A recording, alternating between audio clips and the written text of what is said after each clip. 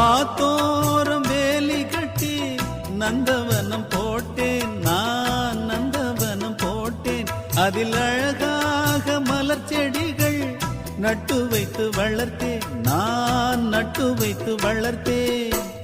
பூமலர வந்ததெல்லாம் புத்தம் புது வாசமடி, பூப்பறிக்க வந்தவளோ புத்தியில மோசமடி. அடிமானே